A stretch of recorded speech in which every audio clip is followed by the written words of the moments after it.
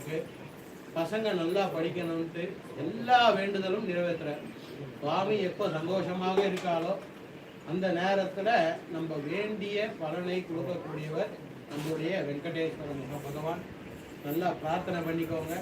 இந்த திருக்கல்யாணம் அப்படின்றதோட முக்கியமான ஒரு நிகழ்வு திருமாங்கல்ய தாரணம்.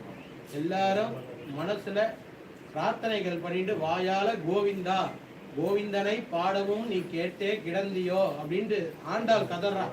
கேசவனை பாடு, கோவிந்தனை பாடு, மாதவனை பாடுன்னு தான் சொல்றான். அதனால அந்த நாமத்தை சொல்லக்கூடியதான தருணம் இந்த நேரத்தில் உங்களுக்கெல்லாம் இந்த சுவாமி ஏற்படுத்தி கொடுத்துருக்கார். அதனால மனசுல எல்லாரையும் வேண்டிக்கோங்க. உங்களால வெக்கப்படாதீங்க. கோவிந்த நாமம் சொல்றதுக்கு வெக்கப்பட்டோம்னா நம்மளுடைய பிறவியில வேற எதுவுமே கிடையாது. இற்றைக்கும் ஏழேறு பிறவிக்கும் ஆண்டாள் நம்மளுக்கு எல்லா தத்துவத்தையும் உணர்த்துறான். அதனால இப்போ கலியுக பிரத்யக்ஷ